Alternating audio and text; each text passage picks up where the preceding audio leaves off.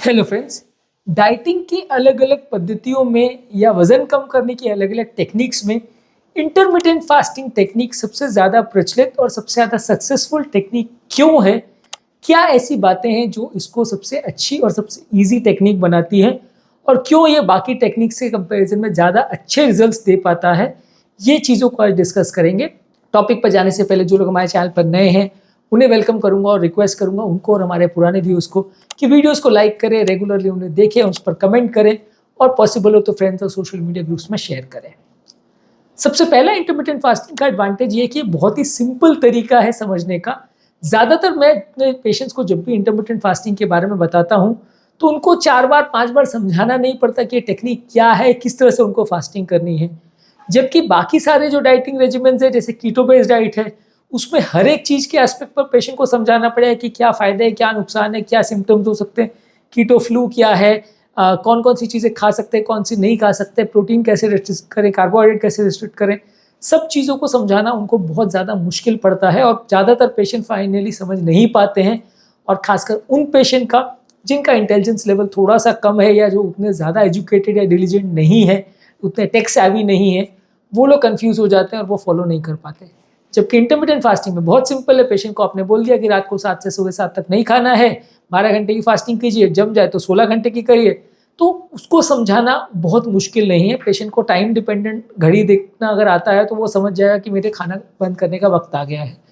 तो ये टेक्निक समझने में और पेशेंट को समझाने में काफ़ी ज़्यादा ईजी, इसको फॉलो करना काफ़ी ईजी है। तो ये टेक्निक को फॉलो करना ईजी है, समझना ईजी है, समझाना ईजी है और डे टू डे बेसिस पे इसको अपने डेली लाइफस्टाइल में उतारना बहुत ईजी है। जबकि कैलोरी बेस्ड लाइफस्टाइल डाइटिंग में जो आप करते हो वहाँ हर एक चीज़ का आपको बैठ के कैलोरी कैलकुलेशन करना पड़ेगा, जिसमें ज़्यादातर बार आप गलती करोगे। कौन से फल में कितना कैलोरी है, अब एक केला कितने साइज़ का है उसमें कितनी कैलोरी है, एक एप्पल कितने साइज़ का है, कितना मीठा है उसमें कितनी कैलोरी है, आम है तो इतने तरह का आम है तो उसमें ये कौन से तरीके का आम है उसमें कितनी कैलोरी है, कितना पका हुआ है कितना कच्चा है। खाद्य पदार्थों में भी है कि आपने किस चीज़ को कैसे पकाया, कितना तेल डाला, कितना नमक डाला, कितना चीनी डाला, उसके हिसाब से कैलोरी वेरी करेगी। किसी चीज़ को अगर फ्राई किया तो कैलोरी ज़्यादा होगी, बेक किया स्टीम किया तो कैलोरी कम होगी। तो ये सारी चीज़ों को रेगुलर व्यक्ति को समझाना थोड़ा मुश्किल पड़ता है और ज़्यादातर लोग इसमें गलतियाँ करते ही नज़र आते हैं। बहुत थोड़े दिन इसको फॉलो कर पाते हैं, उसके बाद लोग इसमें इतनी गलतियाँ करने लगते हैं कि बंद हो जाता है उनका डाइटिंग, ज़्यादा दिन फॉलो नहीं कर पाते हैं। और दूसरा, कैलोरी बेस्ड डाइटिंग के साथ ज़्यादातर प्रॉब्लम ये है कि सक्सेस रेशियो कंपैरेटिवली काफ़ी कम है। क्योंकि ज़्यादातर लोग जब भी डाइटिंग या कैलोरी रिस्ट्रिक्शन उस पर जाते हैं, बॉडी खुद का मेटाबॉलिज्म को या अपनी कैलोरी की रिक्वायरमेंट को ही कम कर देता है, जिसकी वजह से अगर आपने डाइट में 500 कैलोरी कम कर भी लिया या 700 कैलोरी कम कर भी लिया तो भी आप उतना वजन लूज नहीं कर पाते जितना नॉर्मल व्यक्ति का होना चाहिए या जितना हम एक्सपेक्ट करते हैं। क्योंकि बॉडी अपनी कैलोरी की रिक्वायरमेंट को 500-600 कैलोरी कम कर लेता है या और भी कम कर लेता है, तो वजन कम नहीं होता और आप डिप्रेशन में चले जाते हो। तो इसलिए ज़्यादातर केसेस में इंटरमिटेंट फास्टिंग जो है वो ज़्यादा ईजी है फॉलो करना, ज़्यादा समझाना ईजी है और डे टू डे बेसिस पे महीनों तक भी इसको अगर लोग फॉलो करें तो ये काफ़ी ईजी है उनको रेगुलरली इसको करने में। इसके अलावा जो वेट लॉस इसमें होता है वो सबसे ईजी फॉलो करना इसलिए क्योंकि मान लीजिए आपने 12 घंटे का विंडो रखा खाने के लिए या 8 घंटे का विंडो रखा, बाकी टाइम आपने कुछ नहीं खाया, तो वो 8 या 12 घंटे में आप कंपेरेटिवली चांस है कि अगर आप उस टाइम पे बहुत ज़्यादा नहीं खाना खा लो तो काफ़ी चांसेस है कि ओवरऑल आपकी कैलोरी कम हो ही जाएगी। जैसे फॉर एग्जांपल रात के टाइम मेरा खुद का ही हैबिट ये था कि रात को 7-8 बजे खाना खाने के बाद मैं थोड़ा बहुत स्नैक्स, थोड़ा बहुत कुछ भी किचन में जाके खाना या एक आध दो बार चाय पीना या कुछ भी पेय पदार्थ पी लेना, थोड़ा कोल्ड ड्रिंक पी लेना, ये स्नैक्स करने का या थोड़ा बहुत इंटरमिटेंट बीच बीच में फ्रिज में से कुछ निकाल के खा लेना, कोई मिठाई चॉकलेट खा लेना, ये सब चीज़ें हम बार बार करते थे जो कि अपने आप में भले काउंट नहीं हो लेकिन 500 से 1000 कैलोरी अपने आप में हो जाती है। जब हम टाइम डिपेंडेंट फास्टिंग करते हैं तो इनडायरेक्ट वे में भी हमारी कैलोरी कम हो जाती है क्योंकि हम उस टाइम पे वो सारी चीज़ें नहीं खा पा रहे हैं। हमको पता है कि यदि इस टाइम पे हमने कुछ भी खाया तो हमारी फास्टिंग टूट जाएगी, तो उस टाइम पे हम अपने मन को समझा लेते हैं और कोशिश करते हैं कि उस टाइम पे ज़्यादा ना खाएं। तो चांसेस ये है कि हमारी कैलोरी भी कम हो जाती है और हमको ज़्यादा उसके लिए एक एक चीज़ को कैलोरी को गिनने की या कैलकुलेट करने की या कैलकुलेटर लेके बैठने की ज़रूरत नहीं पड़ती। इसके अलावा इंटरमिटेंट फास्टिंग का ये भी एडवांटेज है कि हमारे इंसुलिन के काम करने की शक्ति को और उसकी सेंसिटिविटी को बढ़ाता है, जिसकी वजह से हमारा हार्मोन मेटाबॉलिज्म बेटर हो जाता है, हमारा डायबिटीज़ का कंट्रोल बेटर हो जाता है, फैट लॉस ज़्यादा होता है, मसल्स को बॉडी अपना प्रोटेक्ट कर लेती है।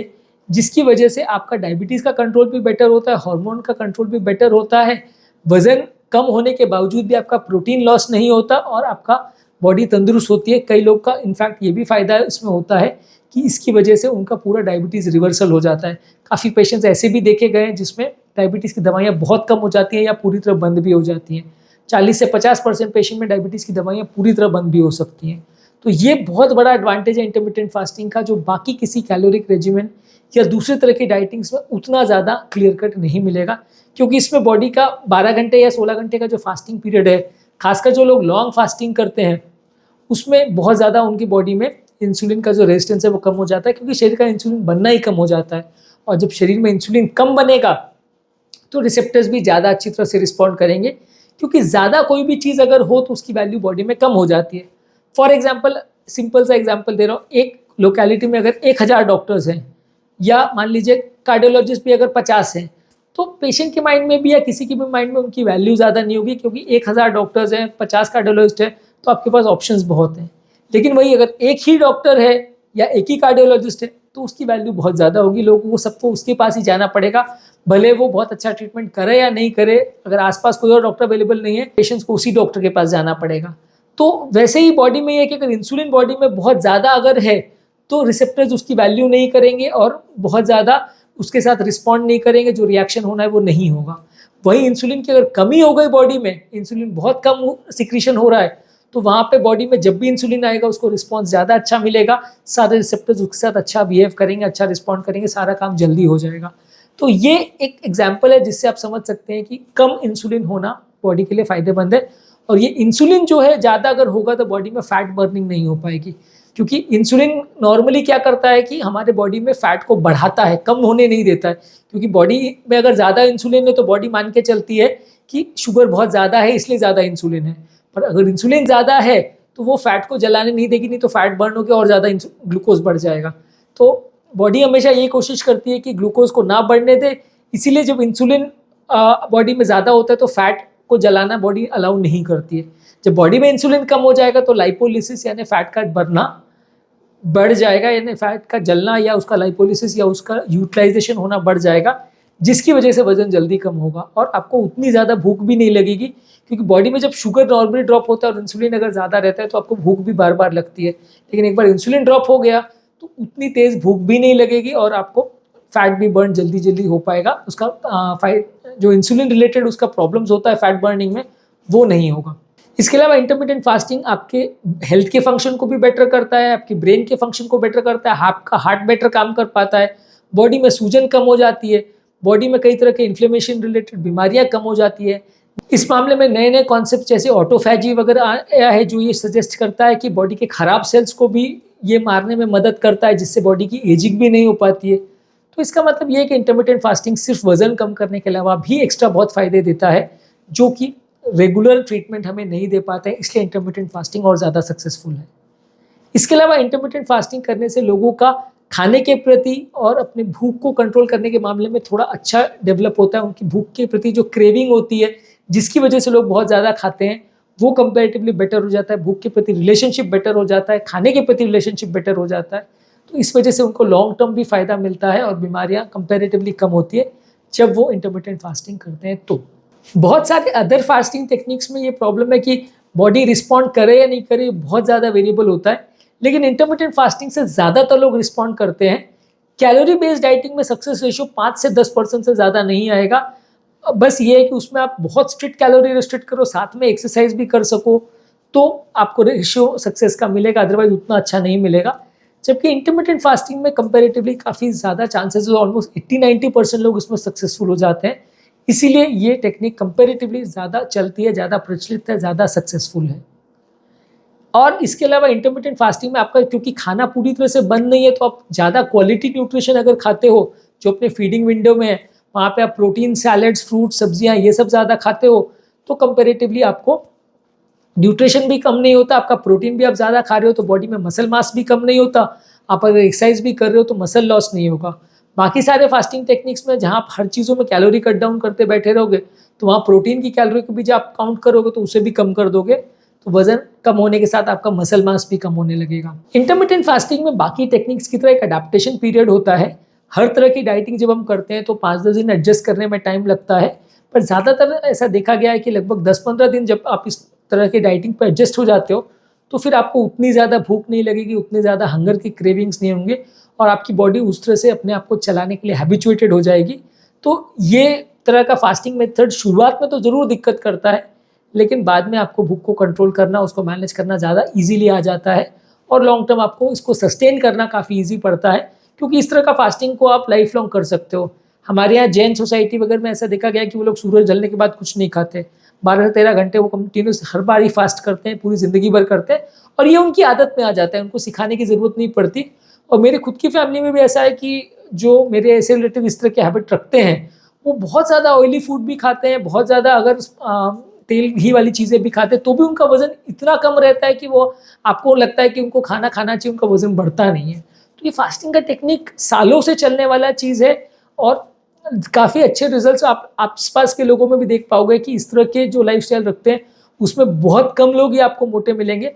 और प्लस ये लोग इस बात का सबूत भी है कि न्यूट्रिशनल डेफिशिएंसीज़ भी इतना नहीं होती, क्योंकि ये सारे लोग हेल्दी हैं, फिट हैं, लेकिन उसके बावजूद भी उनके बॉडी में विटामिन्स, मिनरल्स की उतनी कमी नहीं है। ज़्यादातर लोगों को डर यही लगता है कि जब हम फास्टिंग करेंगे तो विटामिन, मिनरल की कमी हो जाएगी, पर अगर आप प्रॉपर न्यूट्रिशन रखोगे और हेल्दी चीज़ें खाओगे, तो विटामिन, मिनरल की भी उतनी कमी नहीं होगी। इसी वजह से आपके सामने क्लियर कट सबूत है कि आप लाइफ टाइम भी अगर इसको आदत को मेंटेन रखोगे, तो भी आपको इतनी प्रॉब्लम्स नहीं आएगी। इंटरमिटेंट फास्टिंग आपकी माइंडफुलनेस को भी प्रमोट करता है। आप जो भी खा रहे हो सोच समझ के खाते हो, दिमाग में विचार करके उसको एंजॉय करके धीरे-धीरे करके खाते हो, उसके बारे में पूरा विचार विमर्श करते हो कि क्या खा रहे हो, क्यों खाने की ज़रूरत है, कितना खाना है।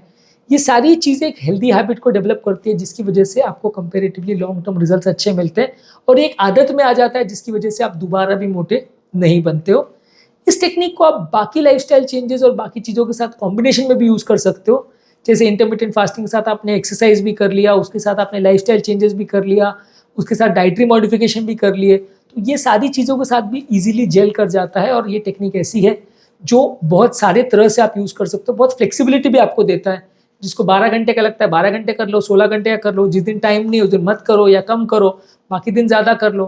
तो आपको फ्लेक्सिबिलिटी भी देता है कि हफ्ते में आपको किस तरह से करना है। जबकि कैलोरी बेस्ड डाइटिंग आपको कोई भी फ्लेक्सिबिलिटी नहीं देता, आपको जो फॉलो करना है वो डेली करना है और कंटिन्यूस करना है। ये थोड़ा सा ज़्यादातर लोग के लिए मुश्किल पड़ता है। तो आज के टॉपिक में हमने बात करी इंटरमिटेंट फास्टिंग बाकी फास्टिंग टेक्निक्स के कंपैरिजन में क्यों ज़्यादा सक्सेसफुल है, क्यों इसमें ज़्यादा अच्छे रिजल्ट्स मिलते हैं और क्यों ये बाकी टेक्निक्स के कंपैरिजन में लोगों को करना और मेंटेन और मैनेज करना ज़्यादा ईजी पड़ता है। उम्मीद करूँगा कि आज के टॉपिक में कुछ नई बातें जानने को मिली होगी। जो लोग हमारे चैनल पर नए हैं उन्हें वेलकम करूँगा और उनको और हमारे पुराने व्यूअर्स को रिक्वेस्ट करूँगा कि रेगुलरली चैनल को देखें, वीडियोज़ को लाइक करें, कमेंट करें और पॉसिबल हो तो सोशल मीडिया ग्रुप्स में शेयर करें।